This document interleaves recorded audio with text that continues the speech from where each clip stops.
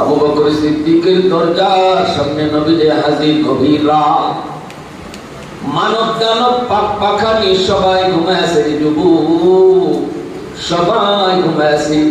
ওই অবস্থায় নবীজি সিদ্দিকের দরজার সামনে দেয়া আস্তে করে নবী ডাক দিলেন, আবু বকর। সামনে সাথে সিদ্দিক দরজা খুলে দিলেন, একটা সেকেন্ডও দেরি হয় নাই।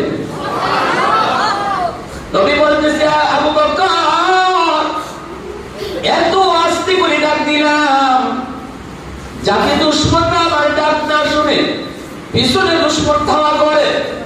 ও আবু বকর, সবাই ঘুমায় আছে, ঘুমের সাগরে বিভোর, কেউ ডাক না নাই।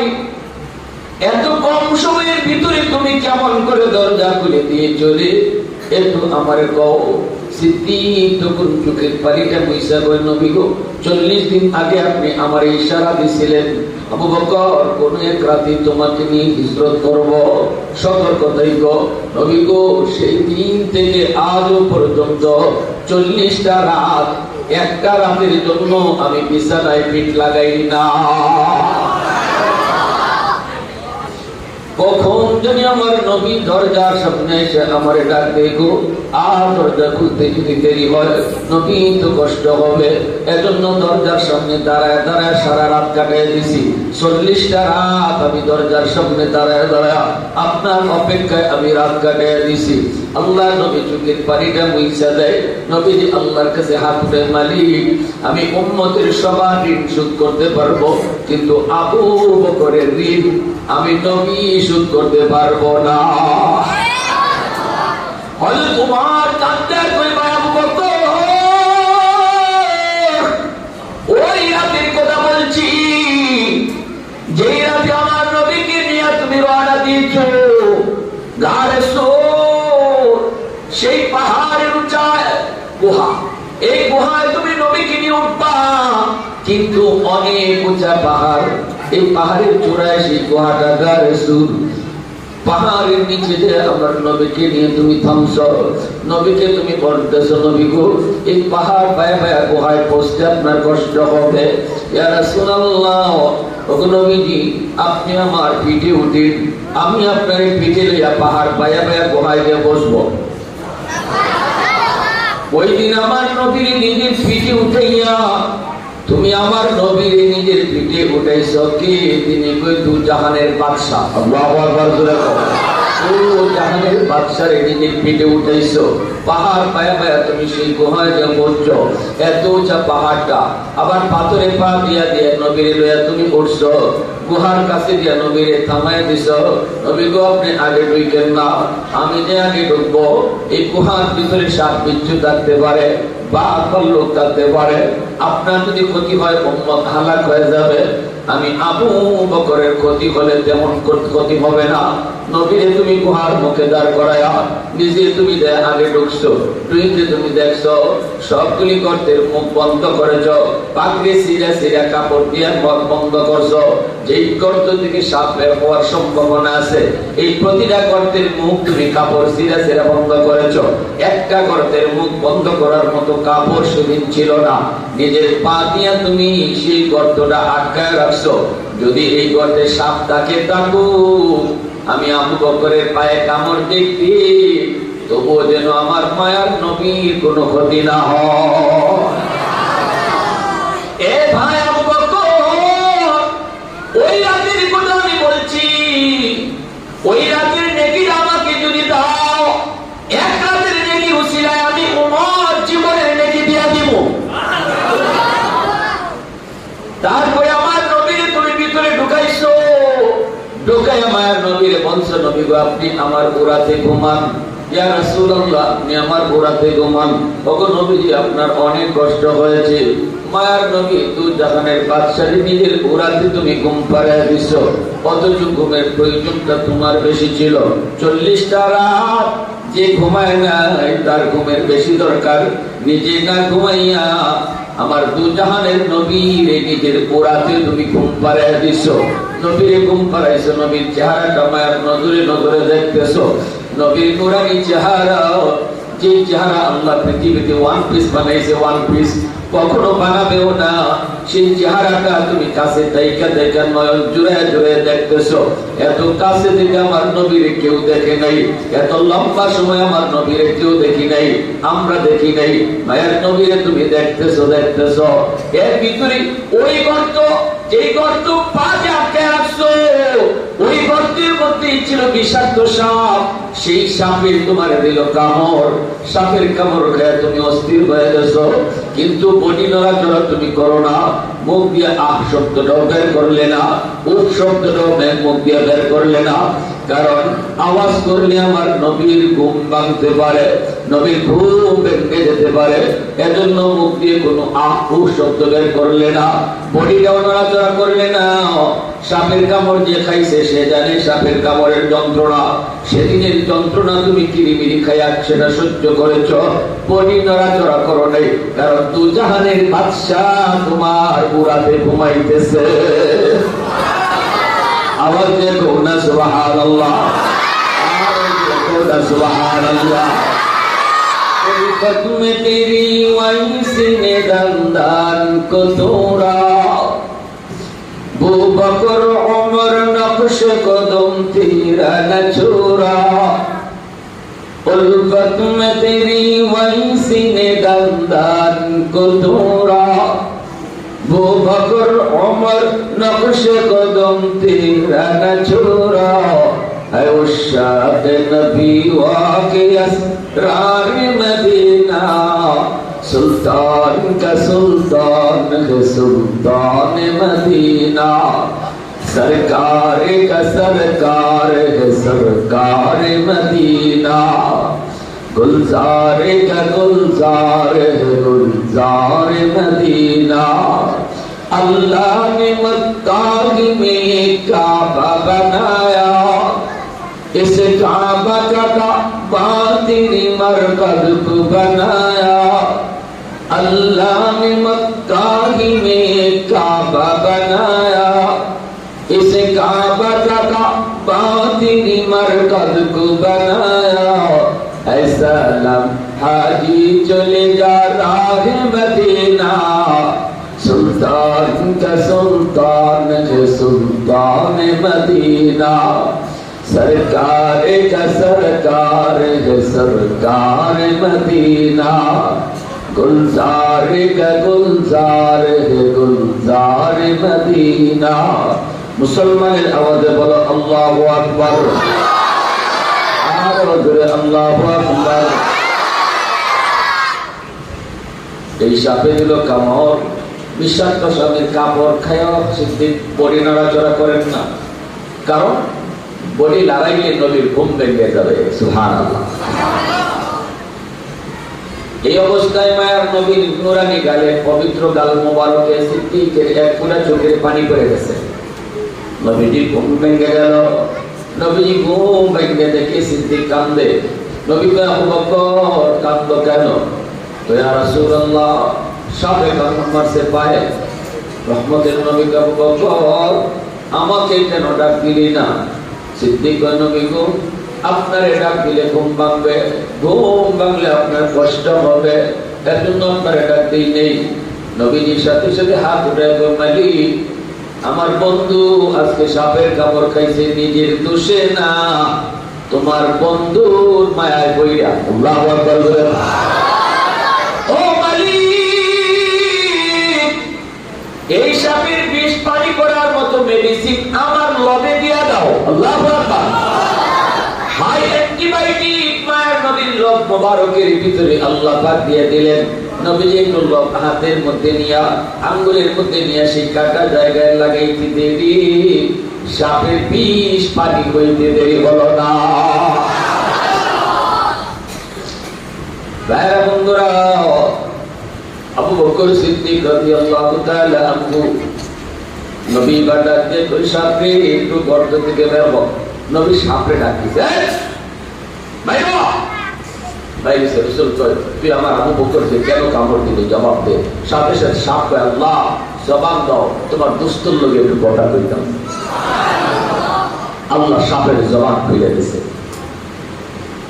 সাপের প্রথমেই কয় নবী গো মাপ চাই, হাসাইসুল কুবরা নামক কিতাবের ভিতরে লিখেন করে নবী গো মাপ চাই, আমি আপনার আবু বকর আপনার বন্ধুকে আমি ইচ্ছা করে কামড় দেই নাই, নবী গো আমি বাধ্য হয়েছি, অপারক ছিলাম, আমার কোনো উপায় ছিল না। রাসূল কয় কেন?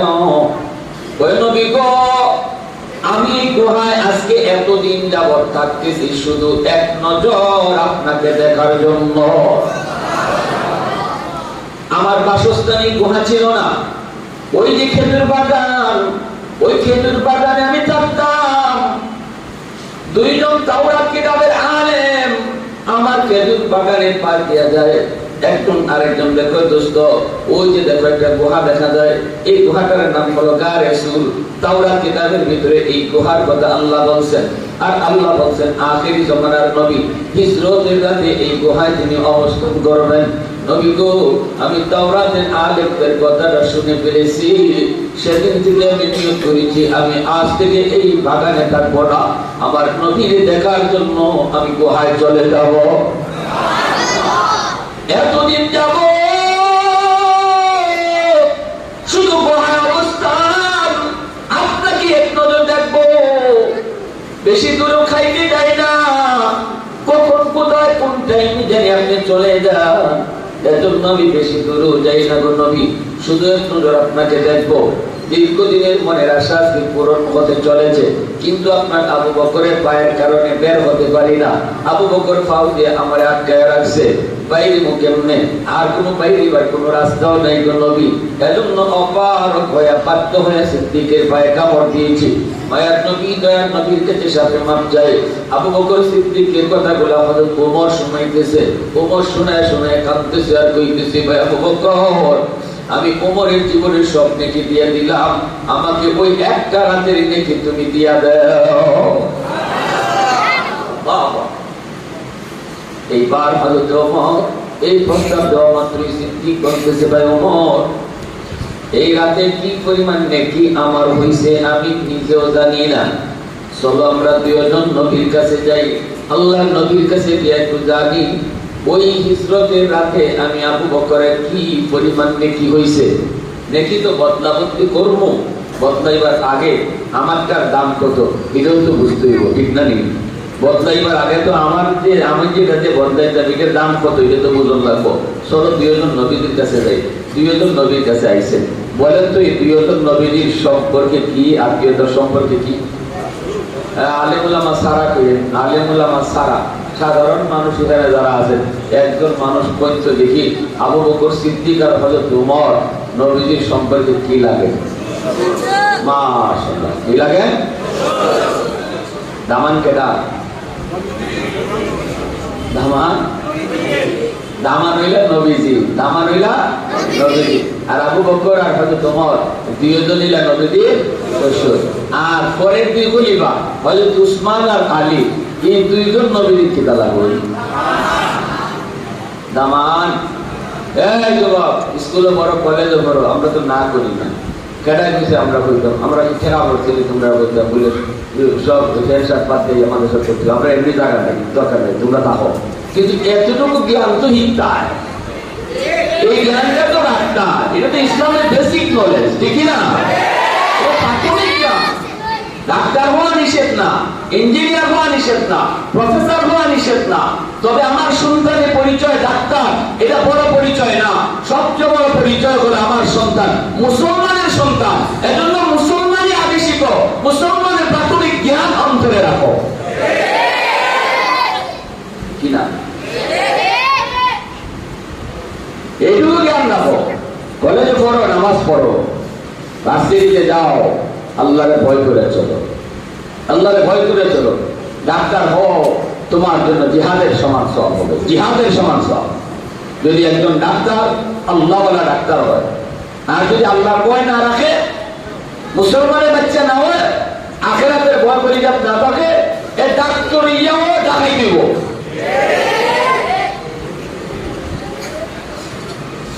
মানুষ না মানবে না, আমার কথা আমি কই দিব।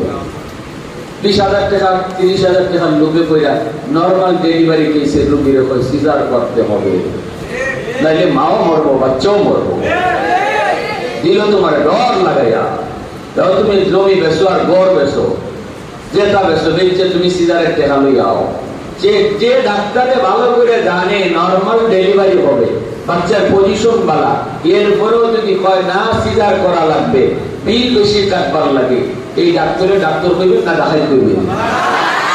হালি দেখাই না ওরে দেখা, আমরা দেখাই কি লোক হইব, ঠিক জানি তাহলে টাকা দেখবা লাগে টাকা দিয়ে ইচ্ছা হয় জানিয়ে শুনে করে। আর এখানে একটা ভদ্রলোকের মুখোশ বইয়া দামি একটা চেয়ারও বইয়া সার সার সার খালি আগে পিছিয়ে হুঞ্জা হে ডাকাতি করে, কিন্তু ইয়াও ডাকাত থেকে আরো বড়, ঠিক না? যখন ইঞ্জিনিয়ার হয়েছে ইঞ্জিনিয়ার, আল্লাহর ভয় নাই, মুসলমানই শিখছে না, জানে না, এজন্য ব্রিজ বানাইতে গিয়া সিমেন্টের সাথে রং না দিয়ে বাঁশ ঢুকে গেছে। আমার টেকা বাঁচানোর দরকার। মানুষ তোরা মর আর বাস, তোরা সব গেলেই পিতার থাকলেই পিতা আমাকে লাগে। যে ইঞ্জিনিয়ারে রডের বদলা বাঁশ ঢুকে দেয়, এরও কি মানুষ রূপে নতুন আবার সিলেটি মানুষ হবে। সিলেটের মানুষ জেনতের মানুষ না। কুতুবুল আলম শাইখুল ইসলাম হুসাইন আহমদ মাদানী রহমতুল্লাহ আলাইহি হয়ে গেছেন। সিলেটের মানুষের সাথে মদিনার মানুষের মিল পাওয়া যায়। সিলেটের মাটির সাথে মদিনার মাটির মিল পাওয়া যায়। কুতুবুল আলম শাইখুল ইসলাম জীবনভর রমজান কাটাইছেন সিলেটে। সিলেটের মানুষকে এত মায়া করে গেছে আল্লাহর জন্য। আর ঈদের নামাজটা সিলেটেও করছে মানুষ, ঈদের নামাজটা পড়ে পরিবারের লোকের সাথে। মদনী আলাইহির রহমান সিলেটের মানুষের সাথে ঈদ করার অর্থ হইল পরিবারের মানুষ থেকেও বেশি আপন মনে করছে। আল্লাহু আকবার। এই জমিন জেনতেন জমিন না, সিলেটের জমিন জেনতেন জমিন না। আল্লাহর কাছে এত মকবুল, এত প্রিয়। সিদ্দিক বলতেছে, নবী গো, আমি আর উমর আইসি একটা মামলা লইয়া। রাসূল কয়, কি মামলা? তো মামলা হইল উমর তার জীবনের সব নেকি আমারে দিতে চায়, আর আমার জীবনের সব নেকি চায় না, এক রাইতের নেকি চায়। আল্লাহ রাসূল কয়, কোন রাইতে? বলি আর রাসূলুল্লাহ, এই রাইতের নেকি যে কি পরিমাণ এটা আমিও নিজেও জানি না। যেমন যে বদলাইতাম আগে তো বুঝতাম আমার নেকি কি পরিমাণ। তো আল্লাহ রাসূল কয়, কোন রাত? বলে যে রাইতে আপনার লগে আমি হিজরত করছিলাম। দিনের নবী মায়ের নবী মুস্কি হাসে দিয়েছেন, সুবহানাল্লাহ। নবী মুস্কি হাসে বলেন, আবু বকর, ওমর তো বড় চালাক, আল্লাহু আকবার।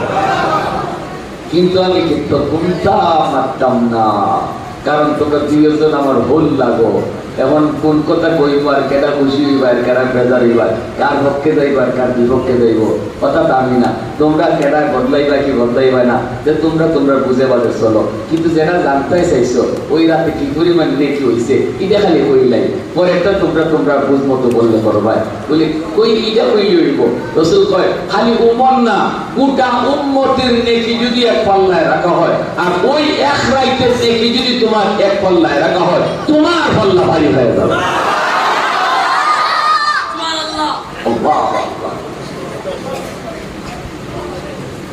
এই কথা বলা মাত্রই দেখা যায় হযরত আবু বকর সিদ্দিক রাদিয়াল্লাহু তাআলা বলতেছে, ভাই ওমর মাফ চাই, বদলাইতাম না। এটা বললাম মাফ চাই ভাই, বদলাইতাম। ও ভাই, এজন্য কি আমার পুরানো কিতা কি পরিমাণ কম না বেশি, কিবা আসলে নেকি কমবো না বাড়বো, কিবা গেলে পরে আমার গুনাহ বেশি হইব না কম হইব, এটা কি তার নিজের পণ্ডিতি জ্ঞান দিয়া বা স্কুল কলেজে কইরা শিক্ষা দেব না মাদ্রাসা দেব? এটা আলিমুল আমার কাছে গেলে না প্রফেসরের কাছে গেলে? আলিমুল আমার কাছে গিললে আইলে গেলে তখন আমার দেখা যায় কোন পথে আসলে আল্লাহর কম কষ্টে আল্লাহ পাওয়া যায়। এটা আলেমরা আপনারে বুঝাই দিব। এটা প্রফেসরের কাম না, এটা ব্যারিস্টারের কাম না, এটা ইঞ্জিনিয়ারের কাম না, ঠিক কিনা? শেষ জমানায় দৌলতি ইমান বাঁচাইতে চাও, আমার উম্মতের আলেমদের সাথে মিলতে মিশে চলল। অতএব আমাদের শেষমেশ সম্পর্ক থাকবো, মরণ পর্যন্ত সম্পর্ক থাকবো উলামায়ে কেরামের সাথে। কারা কারা রাজি আছো হাতে আপনারা দেখা। আল্লাহ কবুল করো, জুড়ে আমিন। অতএব যারা আলেমদের থেকে দূরে সরাইতে চায়, কাদিয়ানি কও, সাদিয়ানি কও, আহলে হাদিস কও, আর এই কও আর সেই কও, যেগুলার মিশনই হলো মানুষকে আলেমদের থেকে দূরে সরানো, এদের থেকে দূরে থাকা, এদের থেকে দূরে থাকা, তাহলে রাসূল বলছে তোমার মহাদৌলত ঈমান আল্লাহ হেফাজত করবে। যেভাবে নদীর ঘাটের নৌকা বান্দা থাকলে পরে বর্তমানে নৌকা হরাইতে পারে না, ঠিক তেমনি আমার ঈমানটারও আমি বাঁচিয়ে রাখতাম আলেমদের সাথে, যেন বর্তমান আইলেও আমার ঈমান না লড়ে। আল্লাহ আমাদের সবাইকে বুঝার, সে অনুযায়ী চলার তৌফিক দান করুন। সবাই বলি আমিন। আলহামদুলিল্লাহি রাব্বিল আলামিন। সবাই সবার জন্য দোয়া করি, মুর্তজানের জন্য দোয়া করি, মুতল্লি সাহেব আসুন, সহকারী মুতল্লি সাহেবরাও আসুন, তাদের জন্য দোয়া করি। এবং এই যে আজকে এখানে যিনি শেখ মৌলভী সাহেব, শেখ মৌলভী রাহিমাহুল্লাহ আজকে দুনিয়াতে নাই, ওনার জন্য দোয়া করি। আলহামদুলিল্লাহ আলহামদুলিল্লাহিল্লাযী হাদানা লিহাযা ওয়া মা কুন্না লিনাহতাদিয়া লাওলা আন হাদানা আল্লাহ لقد جاءت رسل ربنا بالحق رب ارحمهما كما ربياني صغيرا رب العالمين এত মায়ার নজরে কুদরতি নজরে তাকায় দেখো এই মজলিসে তোমার কত বান্দা হাজির হয়ে গেছে, জীবনের সব গুনার বোঝাই আজকে চোখের পানি ফেলে কাঁদতেছে। আয় আল্লাহ, খাতি দিলে তওবা করলাম আর জীবনে নাফরমানি করবো না। কত সমবয়সের কত মানুষ কবরে চলে গেল, আমার কখন কোন টাইমে ডাক আসে আমি জানি না। আয় আল্লাহ, জানি না এই মজলিসে আমার মতো কার মা নাই, কার বাবা নাই। আল্লাহ দয়া করে আম্মা আব্বার কবরকে জান্নাতের বাগান তুমি বানায় দিও। এই মাসিকের দিনে নিজে বিছানায় শুইছে, আমাকে বুকে রেখে সারা রাত কাটাইয়া দিত। আল্লাহ এমন মারে তুমি কবরে মাইরো না, এমন মারে কবরে আজাদ দিও না। আল্লাহ যেই বাবা আমারে ঘর বানায় দিয়ে গেল, মাথার উপরে লাইট জ্বলে, ফেন ঘুরে, বাবা যেই ঘরে শুয়ে আছে, আলো নাই বাতাস নাই, অন্ধকার ঘর। আল্লাহ বাপমার কবরে জান্নাতি আলো বাতাসের ব্যবস্থা করে দিও। আয় আল্লাহ শেখ মৌলভী, আয় আল্লাহ রাহিমাহুল্লাহ, তোমার বহুত একজন বুজুর্গ আল্লাহ দুনিয়াতে আজকে তিনি নাই, তার আওলাদ অনেকে কবরে শহীদ, আবার অনেকে দুনিয়াতে জীবিত। আল্লাহ যারা কবরে চলে গেছে মালিক, আল্লাহ প্রত্যেকে তুমি আল্লাহ তোমার নিজ জিম্মায় তোমার দয়ার মায়ায় কবরকে জান্নাতের বাগান বানায় দিও। আল্লাহ তাদের তার জীবিত আওলাদরা আল্লাহ তাদের পূর্বপুরুষের জন্য দোয়ার আয়োজন করে এর সবটুকু সওয়াব তাদের রূহের জন্য তুমি কবুল করে নিও। হে আল্লাহ, আর যারা জীবিত আছে বর্তমান মুতাওয়াল্লি সাহেব, সহকারী মুতাওয়াল্লি সাহেবরা সহ আল্লাহ যেভাবে যেখান থেকে একটা টাকা দিয়ে হলো এই মসজিদে যারা সাহায্য সহযোগিতা করতেছে প্রত্যেকের হায়াতের ভিতরে বরকত বাড়ায় দিও। মরণ পর্যন্ত তোমারে খুশি করে চলার তৌফিক দিও। আয় আল্লাহ, এই মসজিদের জীবনে যে একবার হইলেও সেজদা দেয়া গেছে, এই সেজদার উসিলায় তুমি তারে মাফ করে দিও আল্লাহ। আয় আল্লাহ, মাহবুবদেরকে মাফ করে দাও, প্রবাসে যারা আছে নিরাপদে রাখো, রোজি রোজগারে বরকত দিও। এই ছোট ছোট বাচ্চাগুলি মাদ্রাসার মা বাবা কত আশা করে মাদ্রাসায় দিছে, মালিক বাপমার মনের নেক আশাটা তুমি পূরণ কইরো। বাচ্চাগুলা এই বয়সে মারগুলো ঘুমাইতো, বাবার আদর পাইতো, কোরআনের মহব্বতে আজকে যে বাচ্চা মা সাইরা বাবা সাইরা আল্লাহ কোরআনের মহব্বতে মাদ্রাসায় থাকে, মাদ্রাসায় খায়, মাদ্রাসায় ঘুমায়, মা বাবার মনের নেক আশা তুমি পূরণ করে নিও। মা বাবা ভালো কিছু খাইতে গেলে সন্তানের কথা মনে করে খাইতে পারে না। আমার বাচ্চাটা জানি মাদ্রাসায় কেমনে খায়, কি খায়, বাবার এই কুরবানি তুমি কবুল করে নাও, মঞ্জুর করে নাও। এই সমাজের প্রতিটা মাকে হাফেজের মা বানাও, এই সমাজের প্রতিটা বাবাকে আলেমের বাবা বানাও। যার যত সমস্যা সমাধান করে দাও আল্লাহ, যার যত মুশকিলাত আসান করে দাও, মনের নেক আশা কামনা তুমি কবুল করে নাও। সাল্লাল্লাহু তাআলা আলা খায়রি খালকিহি মুহাম্মাদ ওয়া আলিহি ওয়া আসহাবিহি আজমাইন। آمين آمين برحمتك يا أرحم الراحمين